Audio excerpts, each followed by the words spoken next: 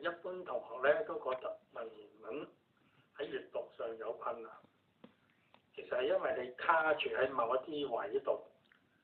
咁依家我哋咧就要攻破呢啲卡住嘅位啦。咁下面我哋就介紹點樣能夠迅速咁掌握呢啲文言文嘅閱讀方法啦。一般同學都以為係我哋睇下上文下理咪得咯咁，其實當然都係啦，但係要配合一樣嘢，就係邏輯常識互為運用。咁我哋如果你通過呢幾樣嘢咧，就可以迅速增加閱讀文言文嘅能力啦。咁我哋而家做一次示範啦，一齊嚟讀下。嗱，佢話齊有北國蘇，結乜乜，菌乜乜，織乜乜。我唔識讀咯喎，係咪？嗱，咁有啲同學就面對呢啲咧就會好驚啦，考緊試，尤其是考緊試，咁遇到呢啲咪好弊。其實情況就唔係咁壞嘅。咁我哋依家試下用另一種方法。嗱，依家淨係睇嗰啲紅字啊。嗱，先至聲明咧，呢啲紅字咧就唔係一啲乜咩關鍵字咁啊。有啲同學會問，我未必揾得到呢啲關鍵字喎。我先至聲明，呢啲唔係關鍵字，呢啲係我預設你作為一個 DSE 嘅考生，你係應該識嘅。我哋一齊睇下應該識嘅。齊有北國蘇，齊國有個北國蘇。養其母不足，咁呢度明啦，係嘛？呢啲係你識㗎嘛？佢即係養唔掂阿媽喎，養其母不足。好啦，我哋又睇下見晏子，願乞讓母，咁明啦，佢走去揾晏子，要求嗱呢個乞字啦，乞唔一定係揸住個兜嗰啲先叫做乞啊，喺街度啊嗰啲唔係，呢度乞可以請求，我希望請求你咧養我個媽，咁嗱乞讓母，咁係我哋點理解乞讓母咧？佢係咪話嗱呢個媽我養唔掂啦，我拎嚟俾你養，咁係咪咁解咧？咁唔係，咁所以我哋邏輯常識啊，常識話俾我聽，應該唔係話哇原來一個人咧自己養唔掂阿媽咧，佢就可以拎去俾人哋養，冇咁嘅事啊，一般唔係咁啊。咁我呢個理解咩？我哋用常識邏輯呢度一定唔係咁講啦。呢度嘅意思我哋用常識明白就係話，我冇能力養我媽啦，你可唔可以？我哋用咩字啊？接濟啊嘛，用個你可唔可以接濟下我，等我可以養到阿媽咧？咁晏子之僕，見到晏子嘅僕人咧，就講咗句咩咧？佢話：此齊國之賢者也。啊，呢個齊國嘅賢人嚟㗎咁。嗱，你淨係睇呢句啫，你覺得晏子個僕人嘅態度係點啊？個態度係想唔想幫啊？贊唔贊成幫啊？我哋淨係睇呢句已經估到啦。嗱，佢會話呢個好人嚟㗎，你千祈唔好幫佢啊！咁邏輯成唔成立啊？唔成立，唔成立，邏輯唔成立嘅嘢我哋唔要啊。或者呢個係壞人嚟㗎，你千祈要幫佢啊！咁又唔成立喎。喂，呢個衣冠禽獸嚟㗎，你千祈要幫佢啊！咁更加唔合邏輯啦，係咪先？咁所以咧就係用邏輯常識啊，咁就配合起嚟啦。咁好，我哋睇下佢即係話晏子嘅僕人主張幫佢啦，贊成幫佢啦。咁嗱，下低仲有句話必與之啦，咁你配合咪得啦？佢晏子嘅僕人咧提議晏子啦，佢話呢個齊國嘅好人嚟㗎。一定要幫佢嘅咁。上高咪有啲咩其義不臣乎天子，不友乎諸侯咁等等啦。咁我哋咧下低先至講啦。總之晏子，我一睇晏子嘅個僕人嘅態度係應該幫佢嘅，呢個好人嚟嘅咁。咁咧晏子幫唔幫啊？我哋就睇到一句話：分倉粟，分苦金。咁即係幫唔幫啊？幫喎，如果唔幫冇嘢㗎嘛，而家又倉粟又苦金喎，俾咗兩樣嘢佢喎，佢俾咗啲咩叫粟咧？嗱，文言文如果見到個粟字咧，多數唔係粟米咁解啊。文言文個粟字咧，多數係米糧，就唔係話街霎下一支黃色嗰啲，唔係嗰啲。冇一篇文言文講，即係呢個字出現咧就係講粟米嘅，起碼我未見過。但係一般咧就係呢度係米糧咁講，咁佢就將倉庫一啲米糧咧就分咗俾北國蘇，另外仲有俾啲金，即係啲錢俾佢啦。咁我哋睇下佢做乜嘢？佢辭金而受粟，佢唔要啲金，推遲咗啲金而接受米糧啦。咁我哋常識可以睇到咁佢唔要啲金，淨係要米糧。個理由好簡單，因為佢個態度就話我唔貪心嘅，米糧係維持基本生活啊嘛，常識嚟嘛。金係可以超越，即係錢係可以超越，可以買奢侈品喎。所以佢呢度就話佢咧，佢只接受一啲基本嘅幫忙，即係話佢唔係貪心嘅。嗱，我哋靠睇啲紅字，其實完全明白嗰個意思，呢點好重要啊嘛！你考試嗰陣，你最重要就係睇得明嗰啲文言文嘅內容，同埋你妥善咁答翻出嚟啊嘛！並非要你逐字逐句每一粒字都要明白個意思。咁其實你已達到目的喎，你睇得明呢度成篇嘢，你睇得明整體意思。頭先到依家你睇得明嘅意思。好啦，我哋依家執下漏啊，執漏。頭先我哋睇唔明嗰啲，我哋再睇翻佢。佢哋話結其實咧結乜網捆乜乜織乜乜，佢咩意思咧？我睇下佢上高話結乜乜捆乜乜織乜乜都養唔掂阿媽喎，咁即係話呢啲乜乜係咩嚟㗎？做一大嘢養唔掂阿媽，咁呢啲咪營生咯、職業咯、謀生咯，仲有啦，又係常識啦，呢啲係咪大茶飯嚟㗎？呢啲一定唔係啊嘛！我炒股票、炒地產養唔掂阿媽，咁唔係，佢一定係一啲好微末賺唔到咩錢嘅手作仔嚇。咁我哋大致知道咩咧？我哋未必知道佢具體嘅內容係乜嘢，但係我哋通過我哋嘅分析，我哋知道大概係咩嘢啦。佢係做緊啲手作仔，呢啲手作仔佢微末嘅，係賺唔到咩錢嘅，所以佢窮，所以佢就要揾硬紙幫忙。好啦，我哋睇下，其實咧呢度呢就係結浮網啊，結浮網咧即係織布繡器，浮網係布繡器。捆蒲葦即係用蘆葦嚟織一啲器物啦。織廢具，廢具係一啲草鞋，即係用啲麻繩去織草啊。咁明白啦，咁係一啲微末嘅手作仔賺唔到咩錢，所以佢窮啦。咁我哋第二樣執漏我哋睇呢度啦。佢話佢晏子嘅僕人覺得需要幫北國蘇，佢話佢係賢人。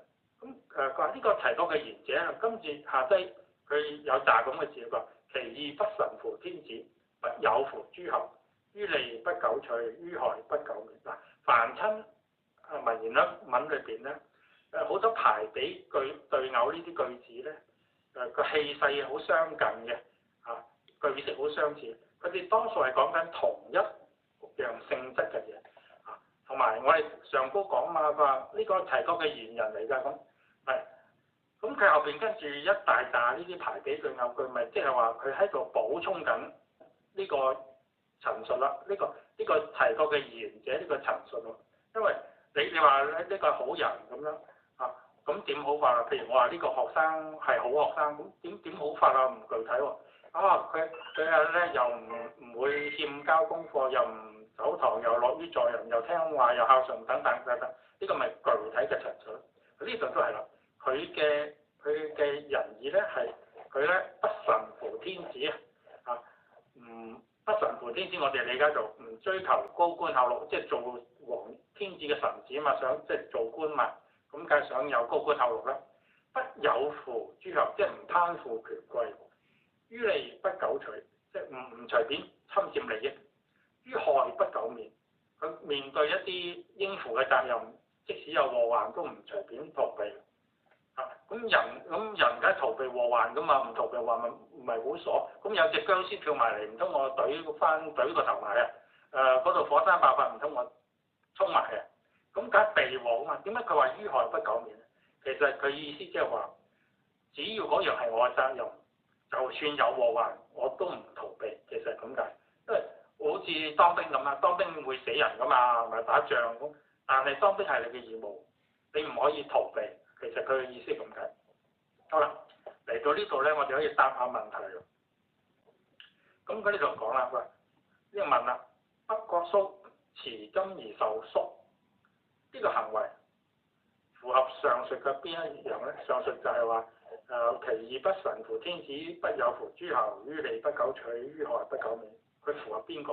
咁我都同佢答中啦，於利不久取啊嘛，佢唔侵佔非分嘅利益，佢唔佔取非分嘅利益。咁即係話我哋已經睇嗰紮紅字啊，我哋已經有能力同埋好妥善咁答中好多問題。跟住我哋靠枝節嘅分析，就可以更知道更多嘅嘢啦。好，咁達到我哋嘅任務啊！繼續睇下低嘅原文啦，又睇啲紅字啦，睇紅字。晏子見而出奔，嗱我哋睇下晏子被國王懷疑啊，要出走啊，咁佢去揾下北國蘇辭行喎，咁張焉識，即係佢呢度北國蘇就問晏子啊，先生你將會去邊啊？咁晏子就話啦，將出奔啊，咁北國蘇只係答咗句。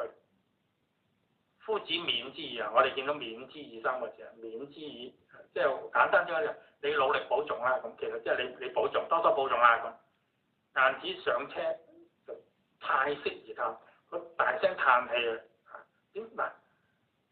點解佢咁唔開心咧？嗱，頭先講話都冇事噶嘛，係嘛？佢話你先生你去邊啊？我走佬，我要出奔啊！咁北國蘇講咗句。先生你保重啦。咁晏子就即刻長嘆啦，仲講咗句亦不知是甚矣。我真係唔明白事嘅。佢呢度嘅意思，我太唔明白呢啲事人啊。佢嘅意思即係話，我好似識錯咗你咯，我冇帶眼識人啊。咁點解佢北國蘇嗱呢個常識啊？點解北國蘇講咗句？先生你保重啦。咁呢句嘢有咩咁得罪咧？點解呢句嘢得罪咗或者令佢咁唔開心咧？咁搞到佢要大聲嘆氣啊！佢講到話，我實在太唔認識呢啲所謂事啊，即係話我冇帶眼識人喎咁。咁其實呢度我哋要諗啦，用常識去諗。先生你保重啊！咁保重咪我叫你保，唔通叫你去死好咩？咁點解佢會咁唔開心咧？咁有啲同學會答啦，因為咧晏子想佢幫忙，咁點知佢唔幫忙，冇話到要幫忙。咁其實又唔精準喎，咁樣諗法，因為點解咧？晏子唔係唔知噶嘛，北國蘇窮到連阿媽都養唔掂，佢點有能力幫助到晏子咧？晏子嘅預期係乜嘢？咁其實晏子，如果呢個正常人，你都預期到啦，咁北國蘇唔會俾到乜嘢實質嘅幫忙。佢真正嘅失望係咩？佢覺得北國蘇嘅反應太過冷淡，冇任何安慰嘅表示。我哋常識啦，又係常識邏輯。佢唔係預期得到乜嘢幫忙嘅。佢想我想聽到一啲安慰説話或者表示下同情啊之類。但係北國蘇只係拋出一句。你保重啦咁，所以晏子嘅感覺，北國蘇你真係見到我依家要走佬啦，失勢啦，咁你所以冷待我啦，咁原來係北國蘇係勢利小人，所以佢咪覺得我識錯人啦，我睇錯人啦咁。講到我哋又完全明白咯，我哋靠睇一啲紅色嘅字，然後用邏輯分析，用常識去補充。係得咗喎，我哋完全明白佢意思啊！咁我哋又嚟執下漏啊！個見字喺度點解？見字喺呢度係避咁解啊！見疑即係被懷疑嘅，見嫌即係被嫌棄，見欺即係被欺騙啦。例如如果大家讀過《廉頗論相如列傳》，你咪見到有句徒見欺，徒見欺即係白白被欺騙啊！即係唔知交唔交換法必欲可嘛，交換咧佢又唔守信，唔守承諾，咁啊白白被欺騙咁。可能睇埋個識字，個識字咧點解咧？夫子將焉識，識之去咁解啊嘛。例如隆中對佢話劉備識良，識嘅意思即係去咁嘅，去拜訪劉備去拜訪諸葛，所以文言文個識字咧即係去咁嘅。好，我哋再睇落啲紅字度，再去理解呢篇嘢。好，晏子走咗之後嘅北國蘇召其友，叫個朋友嚟，咁我哋就睇落去一個今晏子見疑，吾將以身死白之。依家晏子受到懷疑啦，被懷疑，俾國王懷疑，吾將以身死白之。我打算用我嘅死去恢復佢嘅清白，咁還佢清白。跟住咧點咧？令其友操劍而從。咁揾個朋友咧就揸住把劍跟住佢，操於軍庭，就去到皇帝嘅朝廷度啦。咁佢就講咗一堆嘢啦。佢話晏子天下之賢者啊，咁呢個一定明白喎。晏子係賢人嚟㗎，去則齊國必侵矣。咁佢就離開咗齊國咧，齊國一定受人侵略㗎啦。咁不若先死，不如我死先啦。如果咁樣，我唔想見到咁樣。請以頭託白晏子啊。咁佢就要求啦，你將我頭我交託個頭俾你去洗白晏子，等佢還佢清白。佢意思就晏子好人嚟㗎，佢離開咗齊國咧，齊國就必受侵略㗎啦。咁我見到呢情，我唔想見到啊，我不如先死啦。咁你攞我個頭去表白，去還晏子嘅清白啦。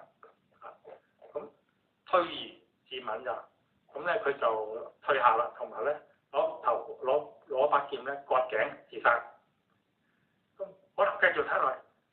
佢個朋友又係咁做，北國子為國故死，將為北國子死也，又退而自刎。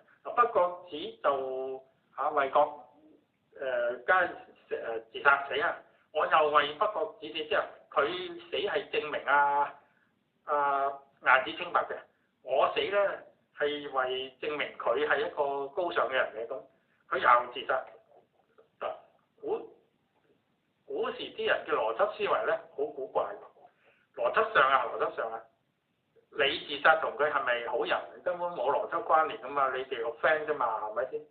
佢哋嘅諗法係咁嘅，佢就呢個人咧係好到咧，有人願意為佢付出性命嚟犧牲嘅，所以佢一定係好人嚟嘅。咁所以咧我而家用自殺去證明佢係好人，就要證明呢個證明你呢個人好似人格證明咁啫嘛。咁北國蘇嘅朋友又係咁，又係證明呢個人又係好人嚟嘅，我又要證明佢嘅説話係可信嘅。咁佢又自殺。咁如果咁樣一個一個排隊落去，可以無限後退又無限排隊啫嘛。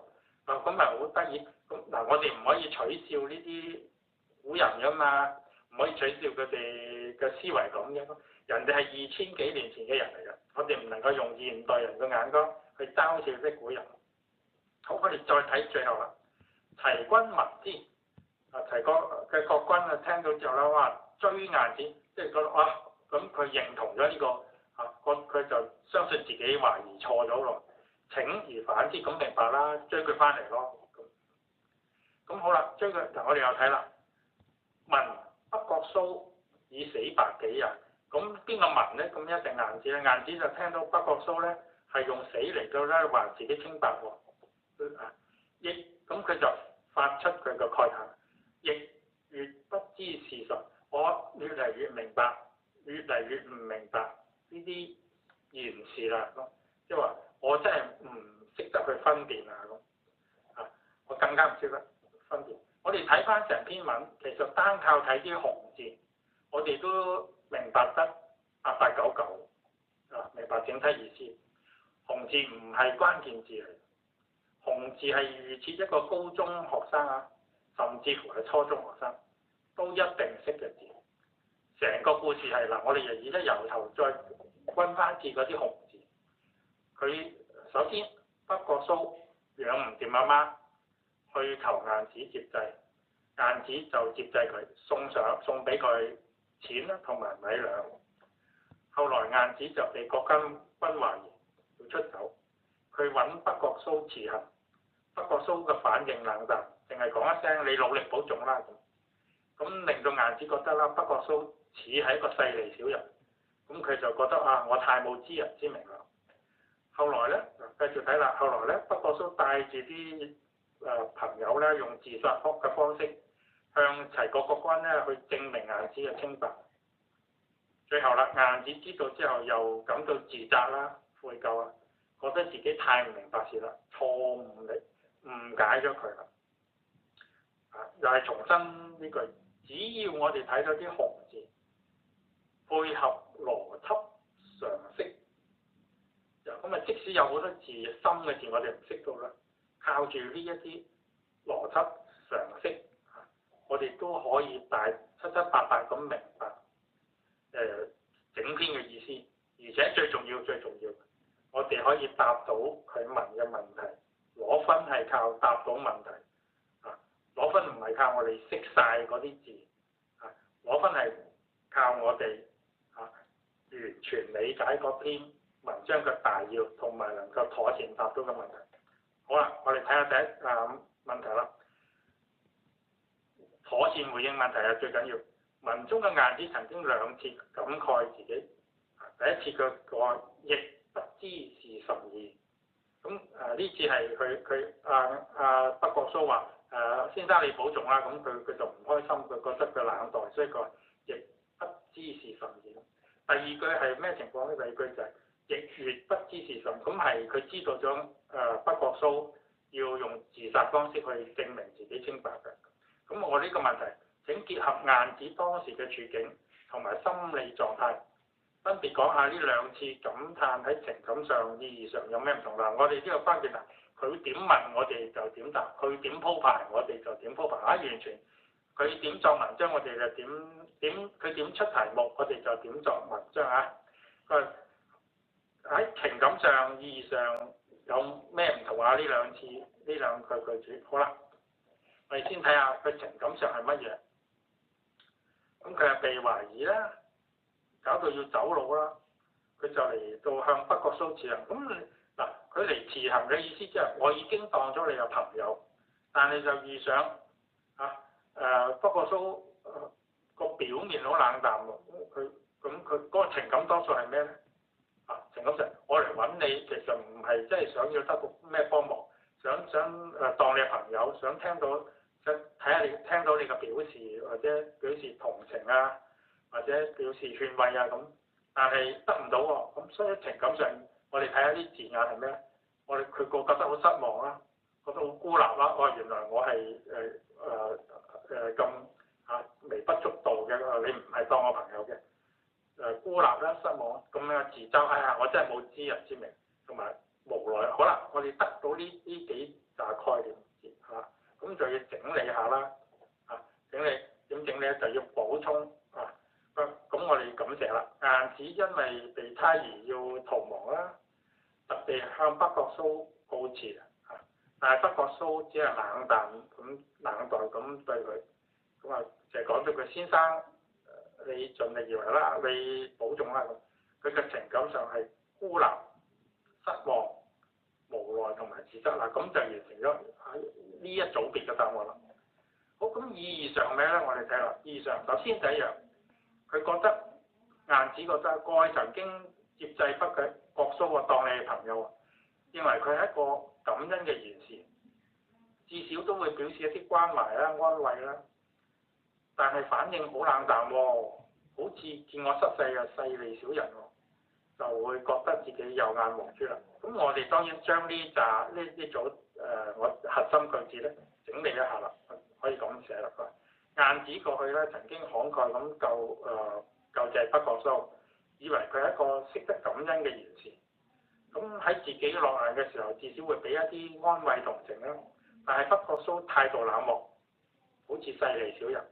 咁晏子就認為自己咧係睇錯咗人，佢慨嘆自己有眼無珠啦，唔識得分辨真正嘅賢士啦。成個答案就係咁。答案就係晏子情感上，晏子係被猜疑、被逼逃亡，特地向北國蘇辭讓。但係北國蘇淨係冷淡咁拋出一句：先生盡力而為啦，免之矣啦。咁情感上佢係孤立啦、失望啦、無奈同埋自嘲。意義上啦，晏子過去曾經慷慨救濟北國蘇，以為佢係一個識得感恩嘅賢士。喺自己落難嘅時候咧，起碼都會講一啲同情安慰嘅説話啦。但係北國蘇嘅態度好冷漠喎，咁似一個勢利小人啦。咁晏子就認為自己睇錯咗人，咁感嘆啦，自己係唔識得分辨真正嘅事人。好啦，我哋睇第二次咯。第二次就情感上係乜嘢咧？第二次係晏子知道北國蘇為咗證明佢清白咧，不惜去自殺，用自殺即係做人格證人啦。嗱，佢呢個人好到咧，有人肯為佢自殺嘅，所以佢係好人。佢係解除咗齊軍嘅懷疑，請佢邀請佢翻去本國。呢個時候咧，唔認識事就轉化成為震撼、慚愧同埋敬佩。所以我哋嘅情感上個字嘅用詞咧，應該係佢包含咗震撼啦、敬佩啦同埋慚愧。好，我哋睇下意義上係咩咧？第一，佢經過北國蘇唔係冷漠無情啊，係決定犧牲生命幫助晏子，覺得自己低估咗北國蘇嘅志節，誤會佢係勢利小人，佢感到咗震撼、愧疚同埋崇敬。